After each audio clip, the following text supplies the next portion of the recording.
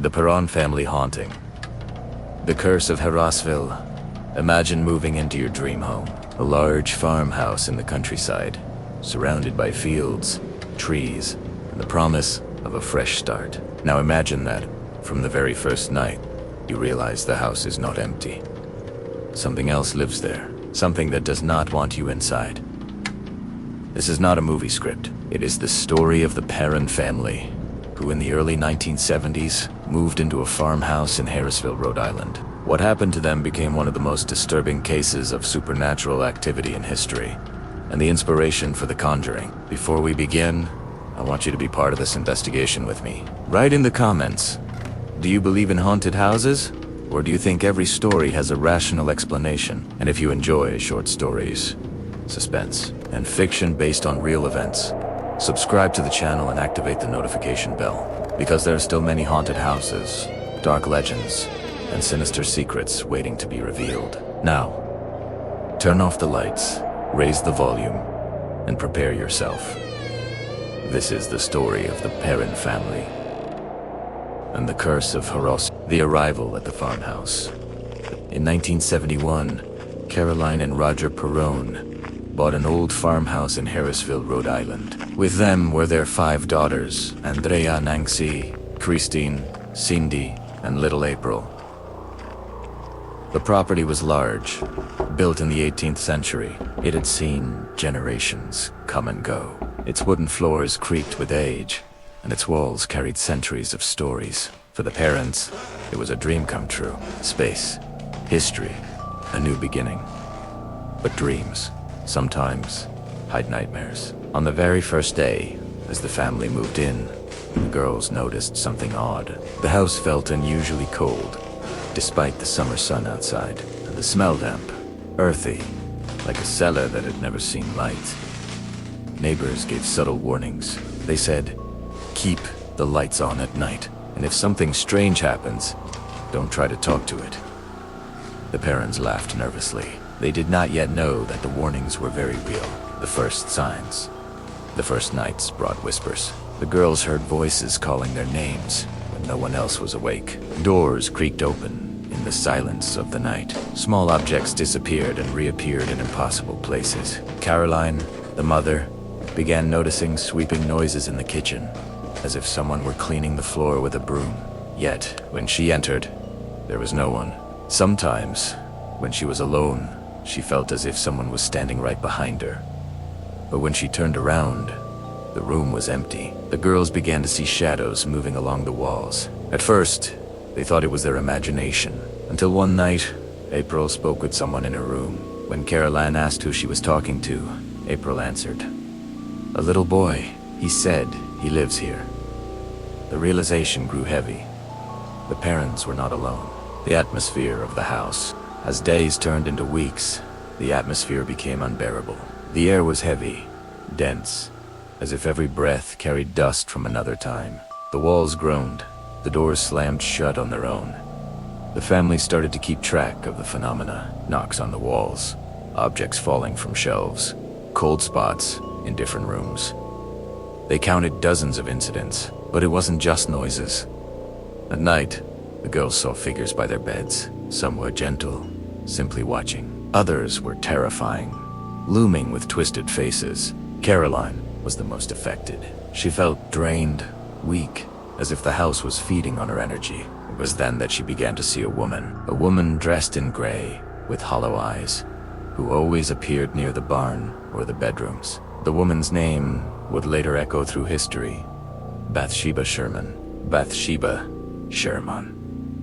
The legend said Bathsheba lived in the farmhouse in the 1800s. She was accused of witchcraft after the mysterious death of a baby in her care. Townspeople claimed she sacrificed the child to the devil. Though never convicted, she lived the rest of her life under suspicion and fear. According to locals, she cursed the land before she died, vowing that anyone who lived there would know suffering. The Perrons believed Bathsheba was still there. Carolyn, in particular, felt targeted. Scratches appeared on her body, as if from claws. She woke up with bruises she could not explain. Bathsheba seemed jealous of her, as if the ghost wanted to claim Roger as her own and remove Carolyn from the house. The decline of the family. The activity grew stronger, more violent. Windows shattered, doors slammed, beds shook in the middle of the night. Andrea, the eldest daughter, wrote later that the house was alive. Some spirits were kind, but others were cruel. One night, Christine woke up screaming, saying an old woman with a broken neck was pulling her feet. Cindy often cried that dozens of voices whispered to her at once, telling her to leave. The girls were terrified, but Caroline was the one who suffered the most. She grew thinner, paler, and seemed disconnected from reality. She said Bathsheba wanted her dead. The Warrens arrive, desperate. The Perrons reached out for help. That is when Ed and Lorraine Warren entered the story. The couple, famous for their investigations, visited the farmhouse. Lorraine, a clairvoyant, immediately felt the presence of Bathsheba. She said the spirit was tied to the land, bound by a curse older than the house itself. The Warrens organized séances, trying to communicate with the entities.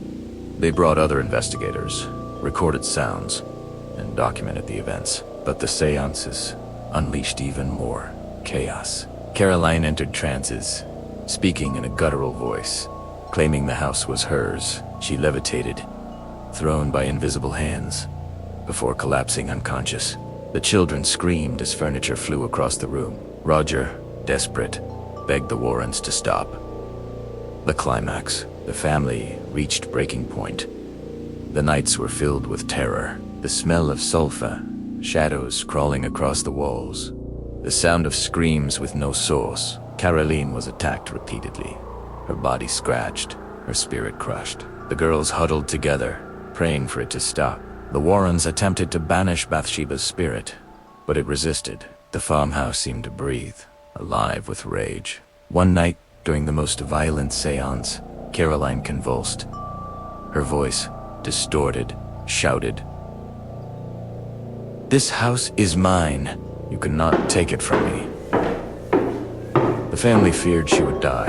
Rajia forced everyone to stop.